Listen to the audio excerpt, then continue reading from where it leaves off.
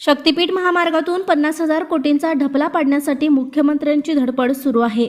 शक्तीपीठ महामार्ग हा राज्यातील जनतेच्या हितासाठी नसून देवदेवतांच्या नावाखाली अदानींचा विकास करण्यासाठी राज्यातील कोट्यावधी जनतेवर हजारो कोटी रुपयांच्या कराचा व 12 जिल्ह्यातील हजारो एकर सुपीक जमिनी पिकवणाऱ्या शेतकऱ्यांच्या संसारावर वरवंटा फिरवणारा शक्तीपीठ महामार्ग होऊ देणार नसल्याची भूमिका खासदार राजू शेट्टी यांनी सांगली जिल्हाधिकारी कार्यालयावरील काढण्यात आलेल्या शक्तीपीठ विरोधी मोर्चा दरम्यान मांडली. गेल्या 2 दिवसांपासून राज्य सरकारने सुधारित शक्तीपीठ महामार्गाच्या संयुक्त मोजणीसाठी पोलिसांना हाताशी धरून शेतकरी, महिला यांना रात्री अपरात्री अटक करून दडपशाहीने मोजणी करण्याचा प्रयत्न करत आहेत. परभणीसह राज्यातील विविध भागात गेली 2 दिवस शेतकरी या महामार्गास कडाडून विरोध करू लागला आहे. सुरुवातीस देवांच्या नावाखाली मार्ग करण्यात आला, मात्र आता शेतकऱ्यांचा विरोध होऊ लागल्यावर सोयीनुसार बदलला जाऊ लागला आहे.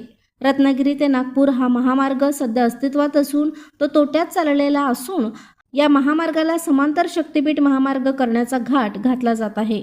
राज्य सरकार आर्थिकदृष्ट्या दिवाळखोरीत निघण्याच्या मार्गावर असताना राज्यातील कंत्राटी कामगार यांचे पगार थकीत आहेत. ठेकेदार यांचे 80,000 कोटींची देणी आहेत. जलजीवन योजनेतील हजारो कोटींची देणी थकीत आहेत. कृषी विभागातील यांत्रिकीकरण व अन्य विभागांची अनुदाने प्रलंबित आहेत. असे असताना राज्यातील जनतेवर 1,00,000 कोटींचा कर्जाचा बोजा टाकून या महामार्गाची उभारणी कशासाठी असा सवाल शेट्टी यांनी उपस्थित केला. प्रशांत कांबळे, अग्रणी न्यूज, विटा.